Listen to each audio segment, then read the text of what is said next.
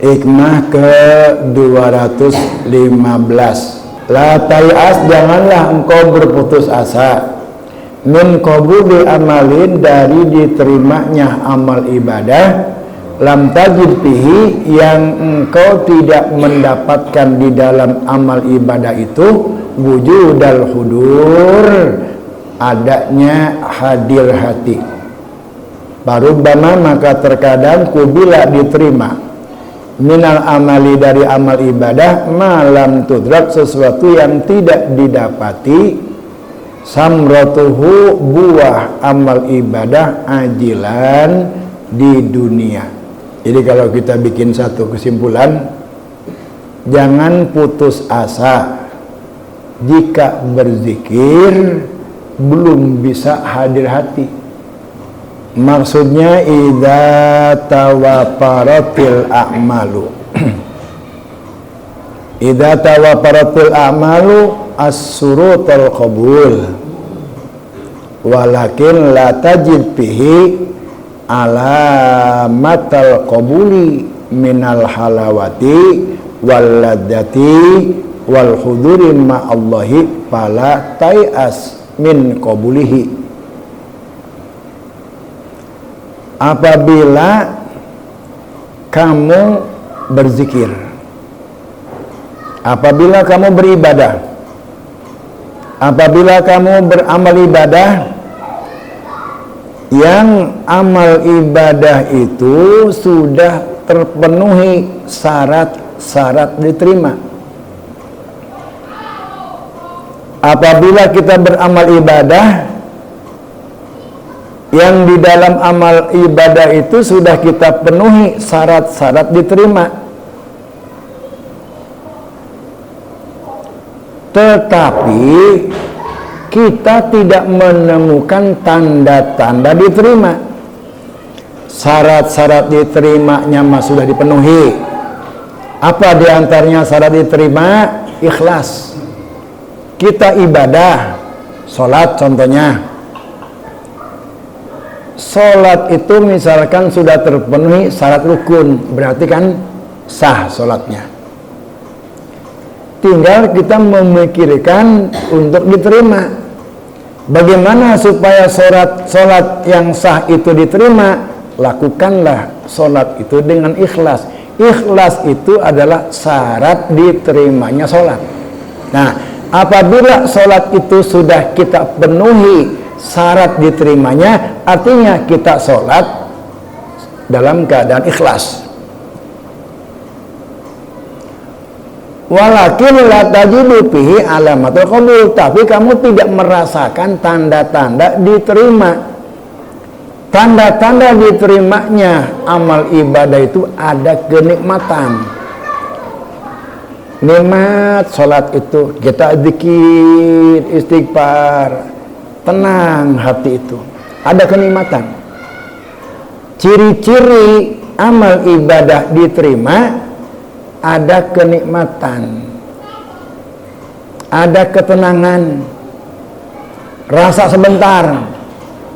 Contoh ya, orang zikir, udah ilmu, padahal nggak sajam orang zikir, asa sakgedengnya. Itu tanda diterima zikirnya itu. Orang zikir gak ada setengah putaran tasbih, kebel amat ya karena kita anggus sebenarnya. Itu tandanya nggak diterima zikirnya itu.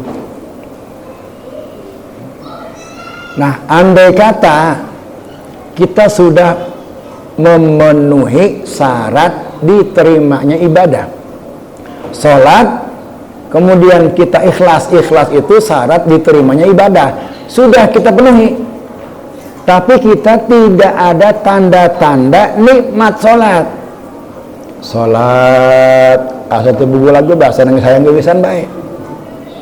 Sholat udah pengen buru-buru selesai, ngisi pikiran ke pasar baik ke warung.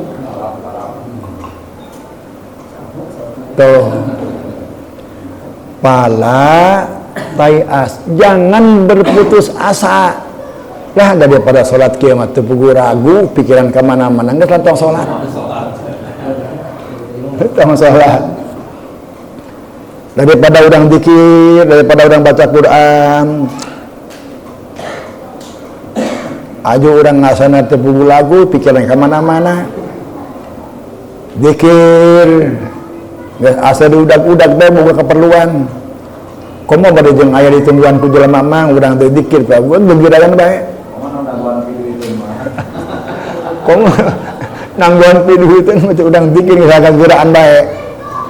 Bener eta geus lamun urang ieu boga aya program rencana geus piduh itu mata geus zikir ya gara-gara bae teh geus beneran eta.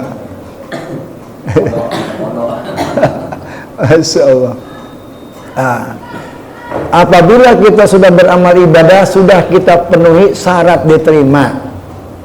Pan kudu nama orang ibadah, syarat diterima sudah terpenuhi, kudu nama kan diterima. Laju ciri-ciri diterima teh pan ngeunaheun di ibadah teh. Jadi kudu nama orang eta salat, urang geus ikhlas ngeunaheun, pan kudu nama kitu. Ieu mah urang salat geus terpenuhi syarat diterima ikhlas tapi teu karasa ngeunaheun hayang buburu gesan bae. La tayas, jangan berputus asa doh. Ya orang salat kieu mah urang mau diterima ku Gusti ya. Ja urang asa aya ngaranna geus teu karasa ngeunaheun hayang buburu bae geus. Pikiran geus ka mana-mana ke alam kehidupan. La tayas, jangan kita itu berputus asa. Kenapa? Kalau kita berputus asa, berarti kita suudzon kepada Allah. Kita itu berprasangka buruk kepada Allah, padahal belum tentu begitu. Maka janganlah berputus asa, walaupun zikir hati kemana-mana, terus berzikir, jangan berhenti, jangan tidak berzikir.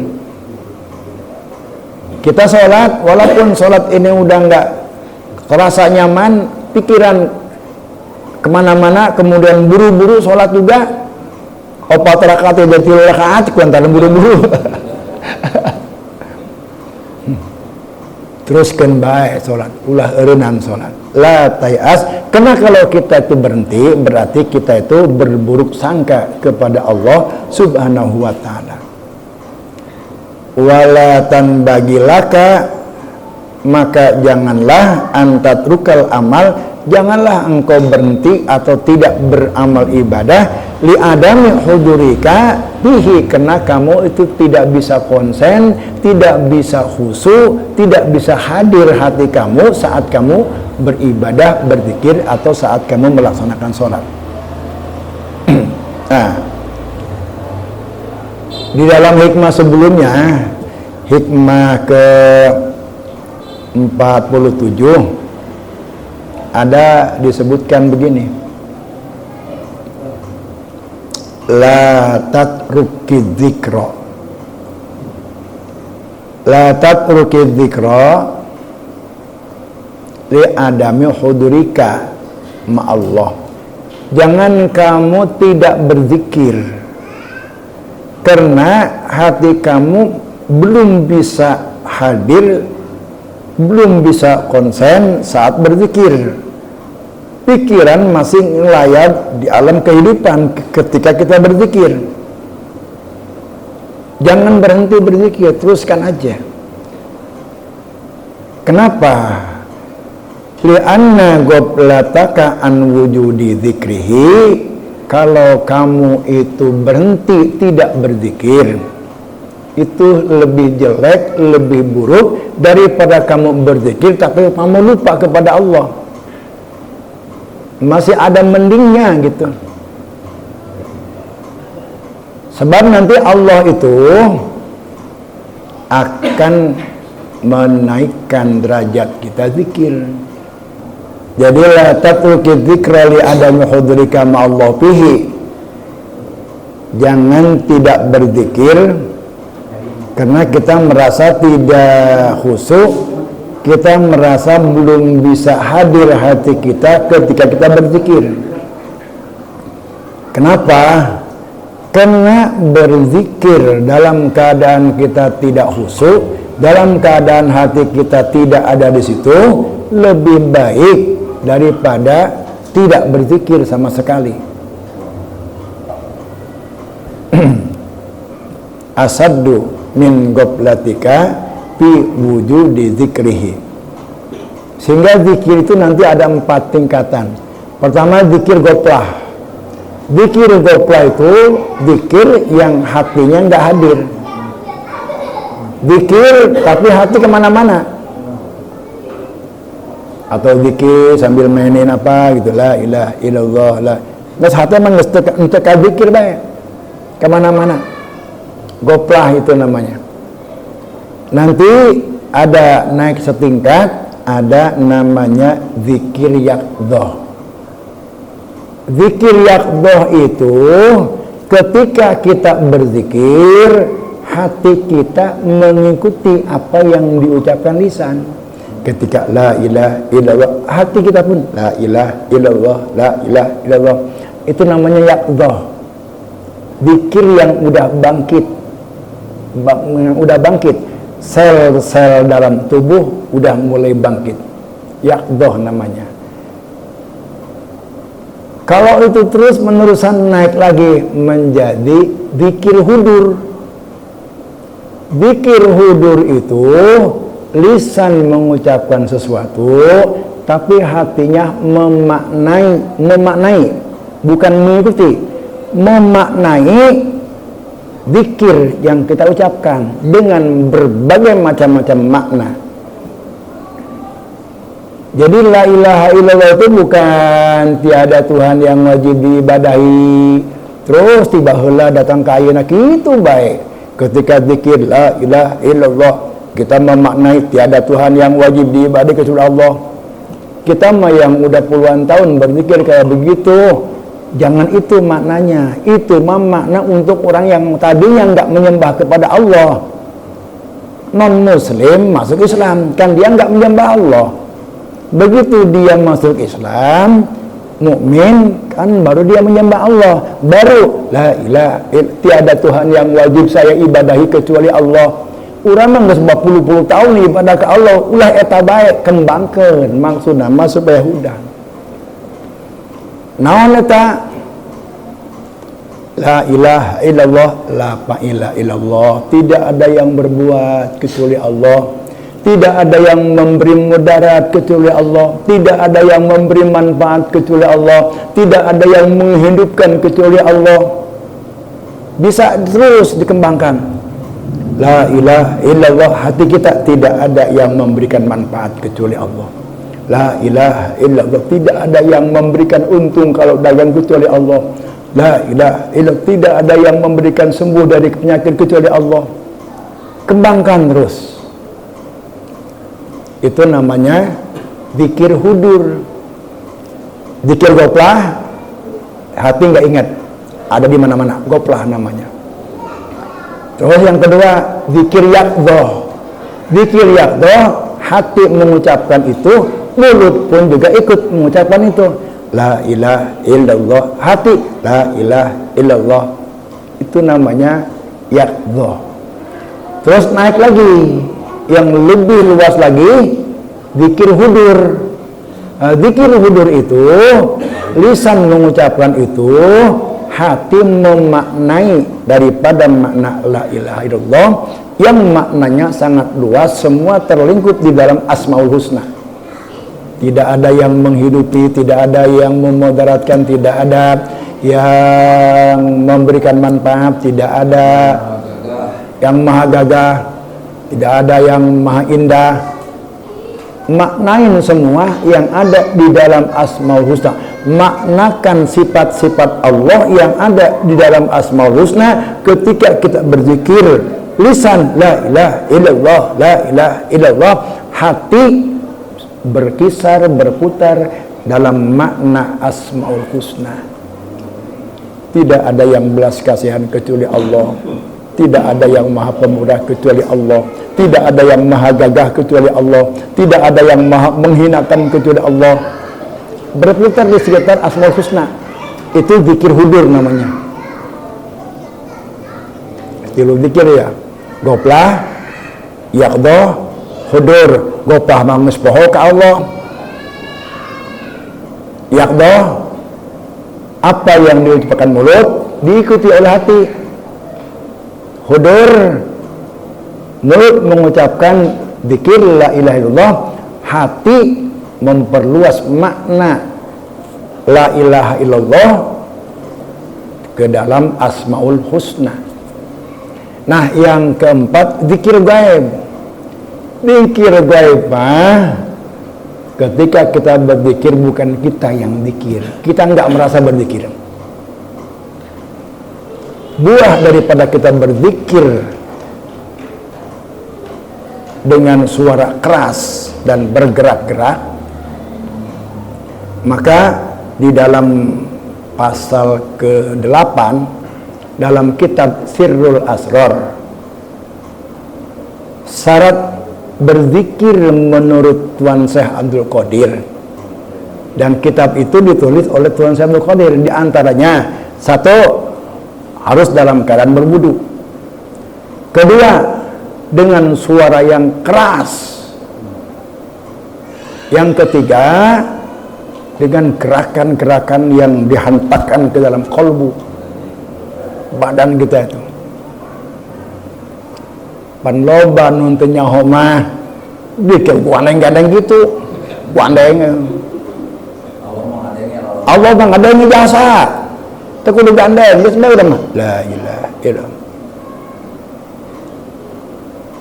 Ngantuk bae lamun ngantuk bae. Tapi lamun urang la ilaha illallah, la ilaha illallah, ngantuk ge moal, sebae terus.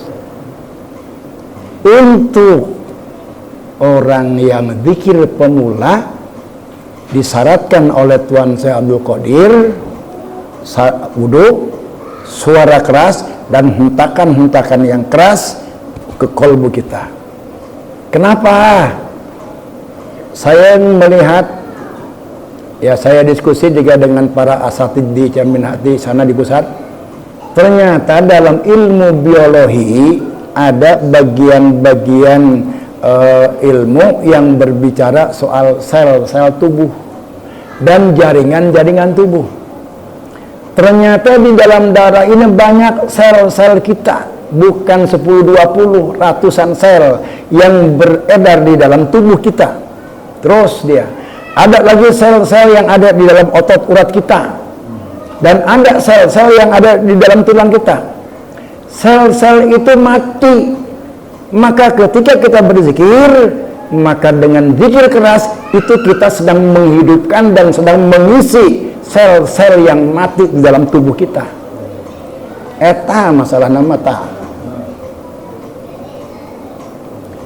Nanti kalau kita terus berzikir la ilaha illallah, la ilaha illallah, la ilaha illallah, bab urang zikir lain ke Allah, lain deui supaya Allah ngadenge lain. Urang ngazikiran awak urang. Ulah salah ya, urang zikir teh ngazikiran awak urang supaya wau ka Allah. Lagi wau ka Allah teh, ieu sel-sel di tubuh urang secara biologi loba ribuan. Hayo pikiran kurang eusian tah kalimat la ilaha illallah eusian.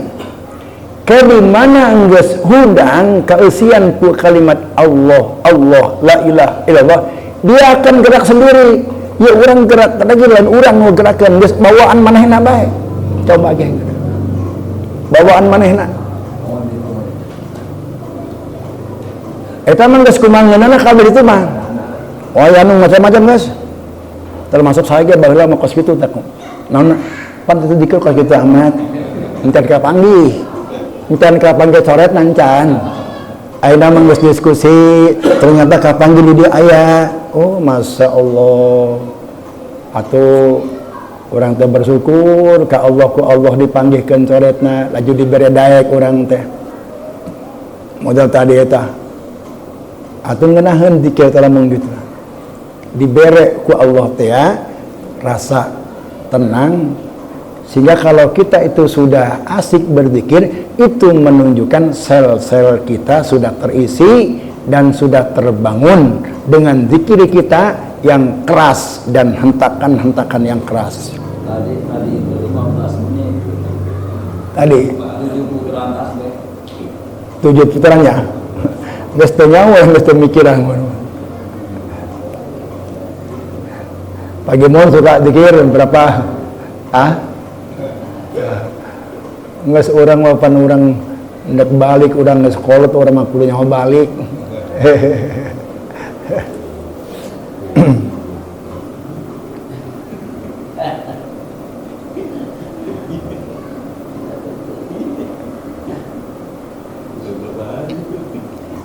Kalau mau mobil lagi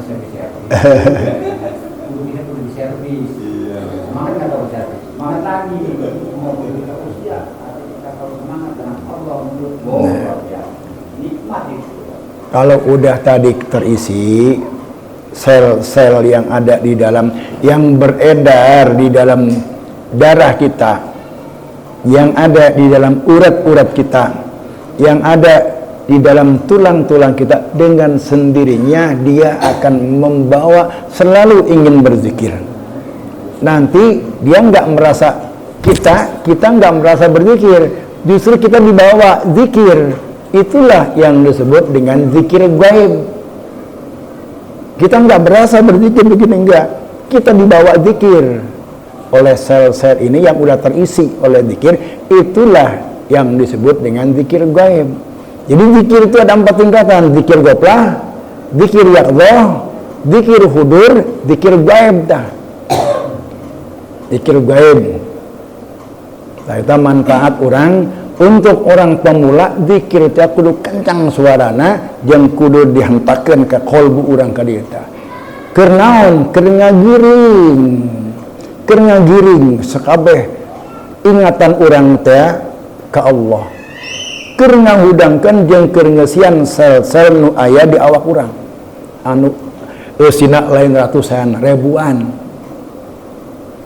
Kalamun eta geus hirup mah urang teh zikir teh lain tiap manta sholat, per detik teh geus zikir bae urang. Zikir nabil gaib, henteu la ilaha illallah, geus ngeuleuh naon bae geus ka Allah, ngeuleuh naon bae ka Allah. Itulah yang disebut para aulia Allah mah zikir nage 24 jam. Sadetik bae henteu zikir maena mah ngerasa dosa. Kumaha urang ngabayangkeun zikir 24 jam, naik motor la ilaha illallah, lain la ilaha illallah, nanti zikir 24 malam geus asup kana zikir gaib, lain la ilaha illallah, lain eta anu dibaca. Melihat apa saja Allah yang dia lihat. Kalau udah begitu, jangankan baca Quran, tidur nabae geus ibadah. HS nabae geus ibadah. Jelema anu geus kitu mah. Geus di dia la tatruki dzikra, geus ulah henteu zikir, kudu zikir. Kurang dilatih itu naon? Diriadohan, dilatih kurang. Yo terus latih. La tatruki dzikra li adami hudurika ma Allah. Dilatih. Walaupun awal-awal kita itu zikir dalam keadaan goplah, tidak ingat kepada Allah, kalau kita terus-terusan nanti Allah akan memberikan tambahan atau karunia, naik menjadi zikir yaqdhah, naik ke zikir hudur naik ke zikir gaib.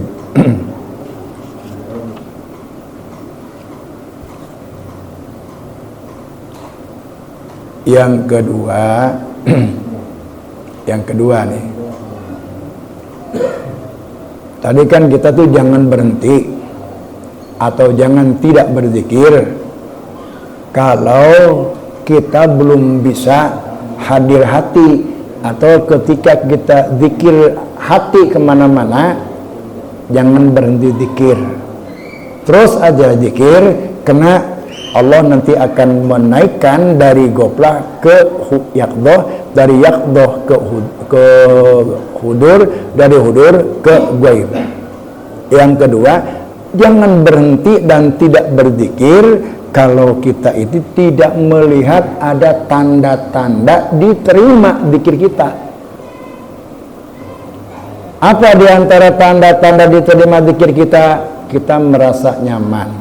Ala bidzikrillah tatmainnul qulub. Berzikir, dengan berzikir kamu akan nyaman, akan tenang, senajan teu boga beas age tenang bae.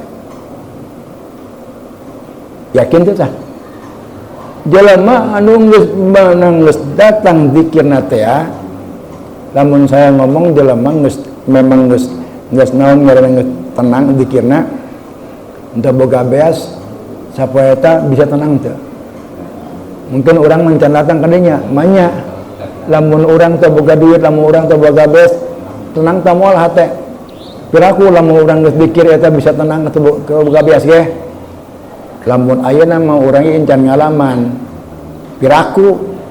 Tapi lamun urang geus ngalaman mah tong boroning sapoe, saminggu kita gawe tenang bae. Ja subuh mah lain aku bias Allah mere seubeuh.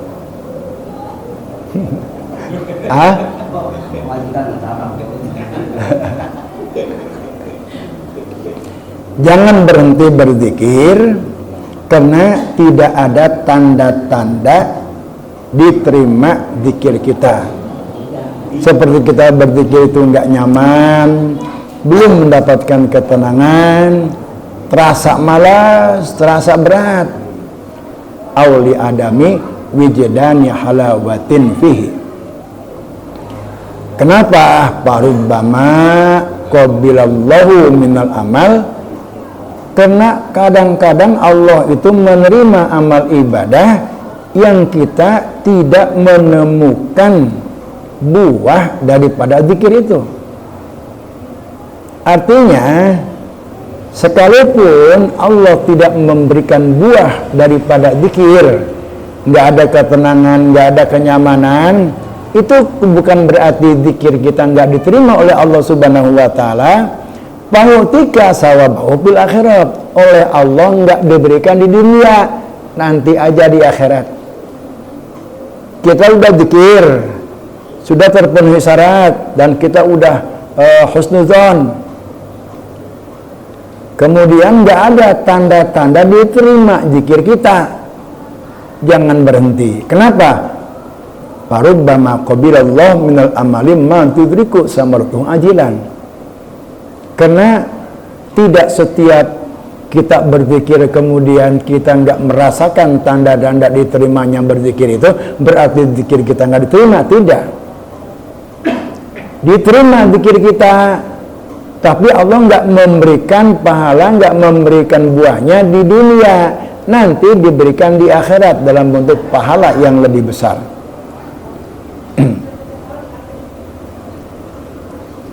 Jadi kalau kita berzikir, kita nggak ada ketenangan, kemudian kita nggak merasa lega, itu bukan berarti zikir kita tidak diterima.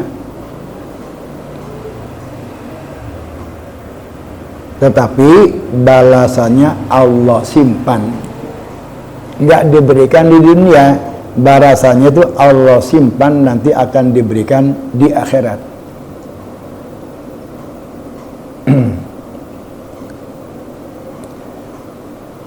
Kita harus, nah kemudian syarat daripada kita diterima suatu amal ibadah harus ada ikhlas.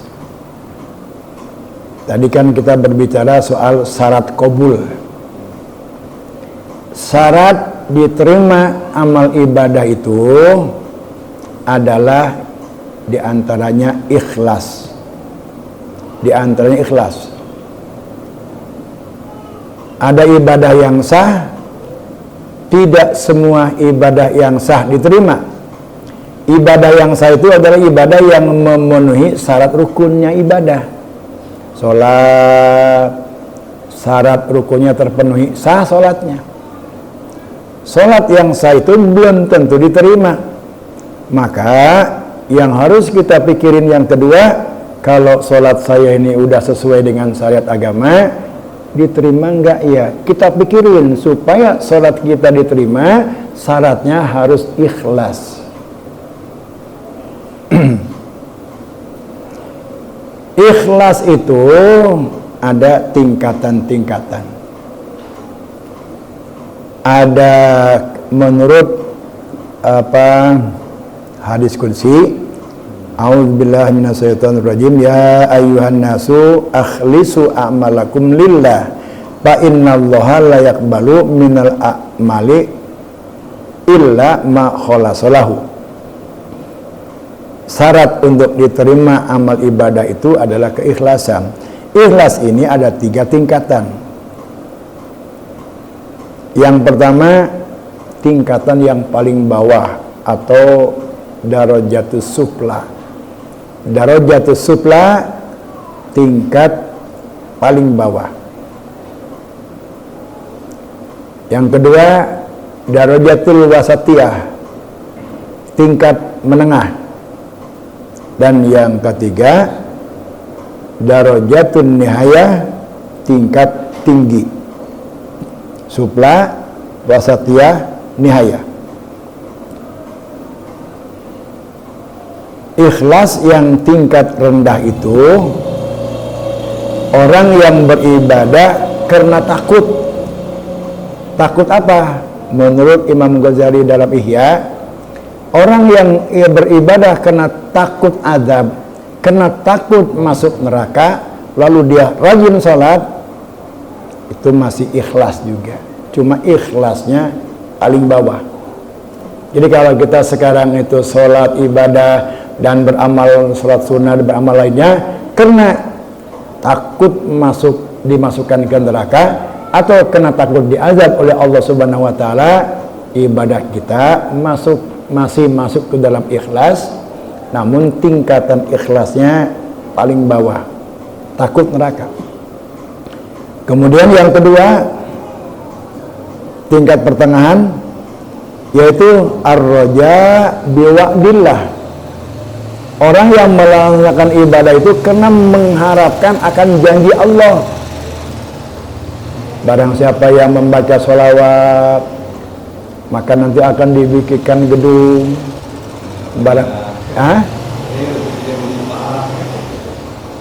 Urusannya jangan dunia. Kalau rezeki urusan dunia, nges eta mah nges. Suplante nges leuwih bawah deui lamun urusan dunia mah. Berbicara soal akhirat dalam munsieun ka neraka, eta tingkatan ikhlas paling handap, cek Imam Ghazali ya.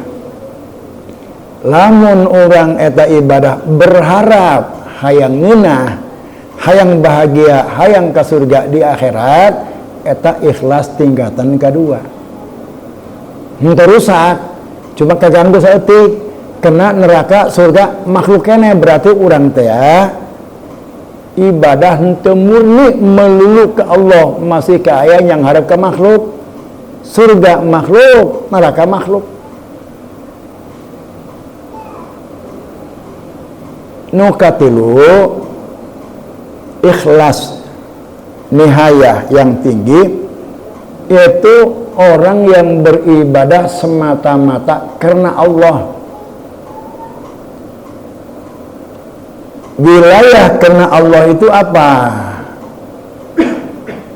Imtisalu awamirillah. Satu, makna daripada lillah itu satu, imtisalu awamirillah. Kenapa kamu sholat? Diperintah ku Allah, lamun Allah henteu merintah moal sholat. Kunaon siang ngaji? Diperintah ku Allah, lamun Allah henteu merintah ngaji mah moal ngaji. Itu ikhlas, itu lillah makna yang pertama tuh. Lillah, imtisalu awamirillah. Kunaon sia puasa? Diperintah ku Allah. Yang kedua, ya. Atuh. Kalau tunduk perintah jangan ngebantah apa itu Allah yang menyertai gitu ya. Gitu ya, gitu.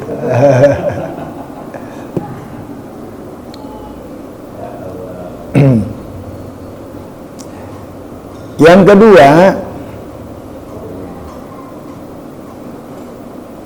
limahabbatillah. Makna daripada lillah itu yang kedua, limahabbatillah.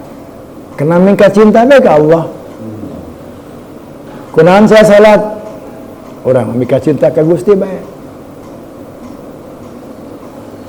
Sebab makna cinta teh ya, al-qalbu idza ahabba say'an. Hate lamun ninggeus cinta kepada sesuatu, khodo'alahu, dia akan patuh, wa ato'a ma'amarahu, dan dia akan taat apa saja yang diperintahkan oleh sesuatu yang dia cintai. Kalau dia cinta kepada Allah, maka dia melaksanakan segala perintah Allah. Itu limahabbatihi. Yang pertama tadi, limtisali awamirhi. Kunaon saya salat diperintah ku Allah, hiji. Kunaon saya salat ima tuh mika cinta bae ka Gusti kula mah.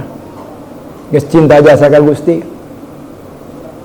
Yang ketiga, makna daripada lillah itu li'azmatillah, untuk mengagungkan kebesaran Allah. Kunaon saya salat iman dek ngagungkeun Allah teh maha besar maha gagah.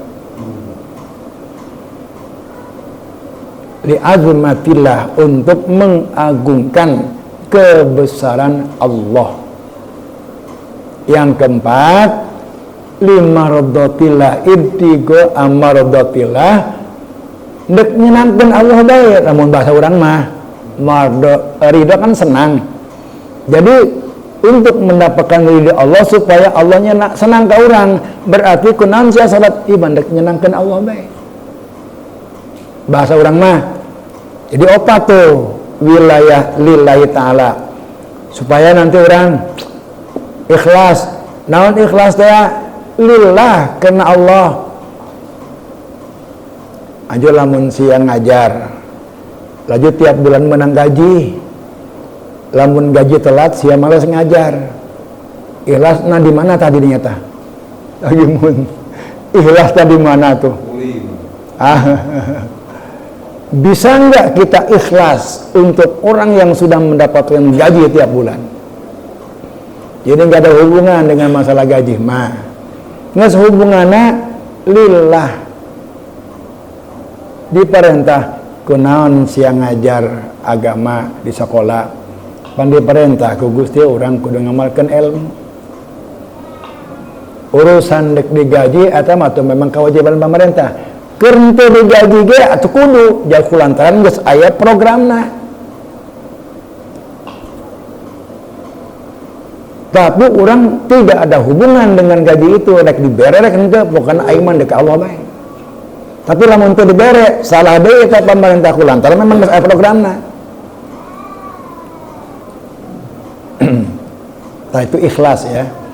Jadi limtisali awamirillah, supaya jelas nanti kita tuh. Lillah be naon sih lillah eta? Ya, satu limtisari awamillah, kedua limahabbatillah, ketiga li'azmatillah, dan keempat limardatillah.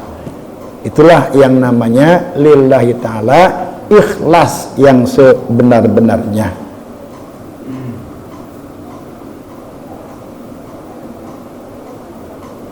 Syarat diterima amal ibadah yang kedua, takwa. Syarat amal ibadah diterima amal ibadah yang kedua, takwa. Tadi yang pertama, syarat amal ibadah diterima ikhlas. Yang kedua, syarat amal ibadah diterima takwa. Kalau orang nggak takwa, nggak akan diterima. Seperti apa orang yang nggak takwa? Orang yang suka gibah, berarti kan dia tidak melaksanakan justru melaksanakan larangan Allah. Orang yang melaksanakan larangan Allah berarti kan dia nggak takwa. Berarti orang yang suka gibah, walaupun dia sholat, dia puasa, tahajud malam sampai ratusan rakaat, mual diterima. Mual. Sebab eta malena takwa. Sebab Allah Subhanahu wa taala dalam Quran menyebutkan innama yataqabbalullahu minal muttaqin. Allah akan menerima amal ibadah orang yang takwa. Terus kalau orang yang gak takwa kayak bagaimana? Orang yang melanggar peraturan Allah itu orang yang gak takwa. Orang yang suka gibah itu orang yang gak takwa. Nah, orang yang suka gibah dia sholat, puasa, zakat, haji, tapi ngagibah baik, moal diterima eta amal ibadah kulantaran manehna teu takwa.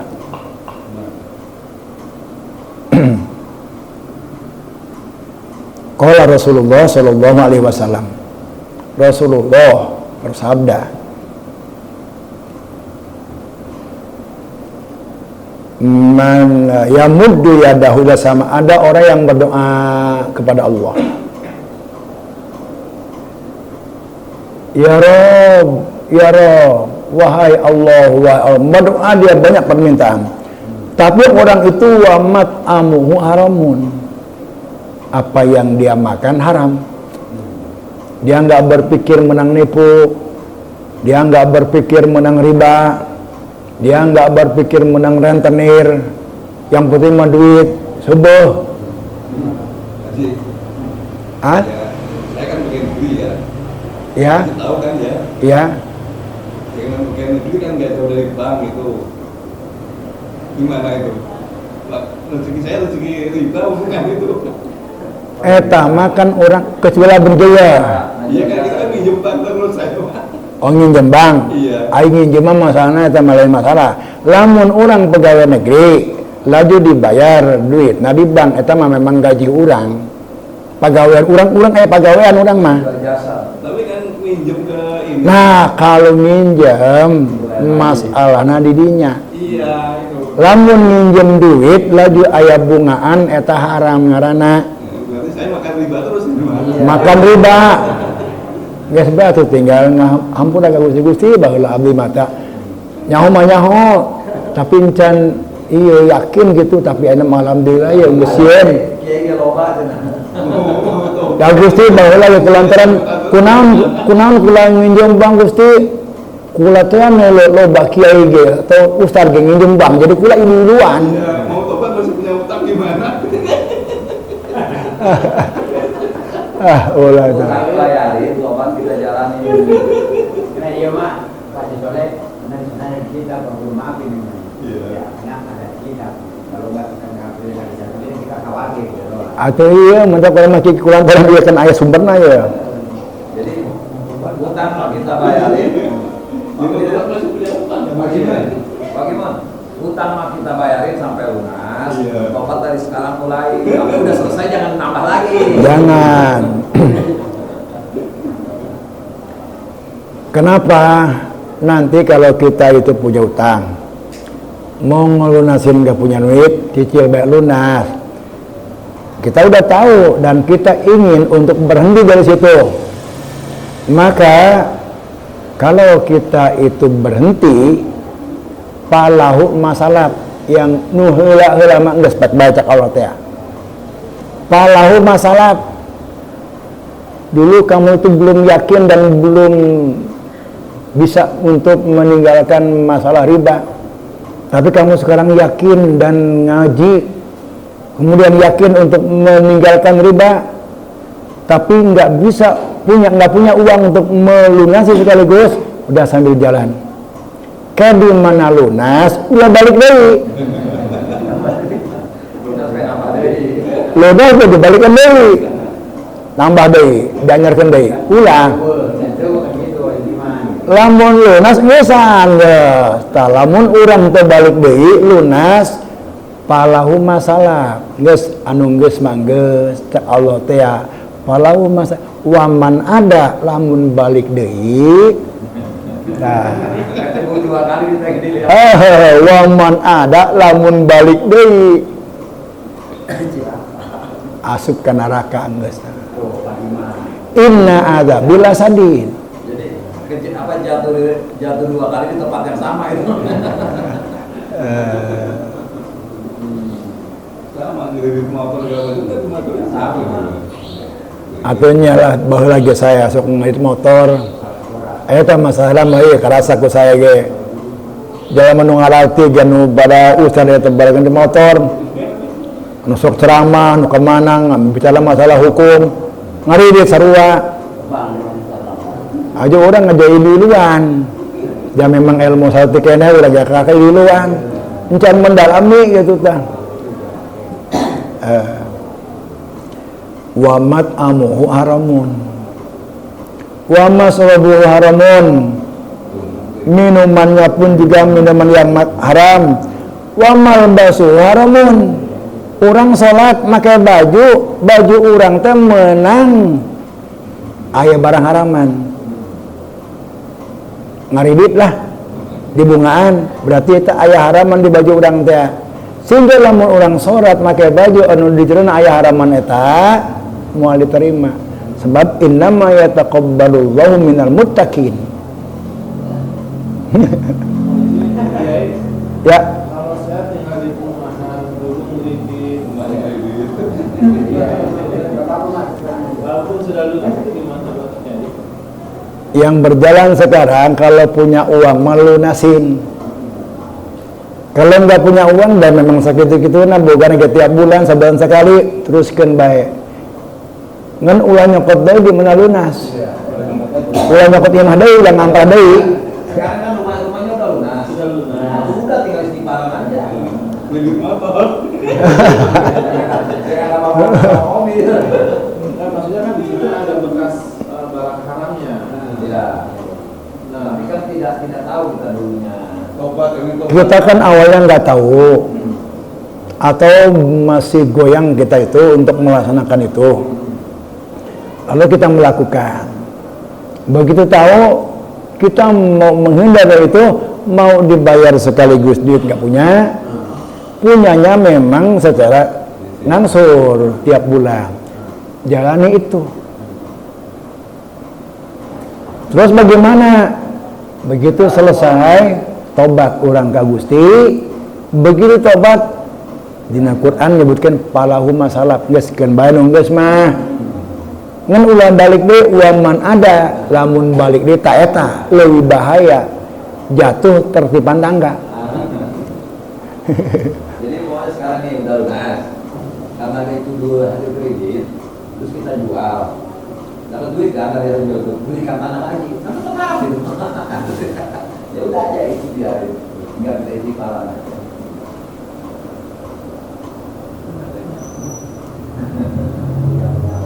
Wa malbasuhu haramun wa ghudhiya bil harami, apa yang dia makan ada barang haram.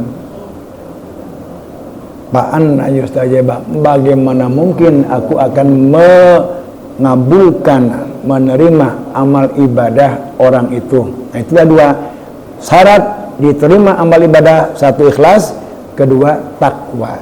Jangan kita ada berbuat melakukan pelanggaran syariat agama. Kalau kita dalam keadaan melakukan pelanggaran syariat agama, walaupun sholat, walaupun puasa, Allah nggak akan terima ibadah kita. Wallahu a'lam bishawab.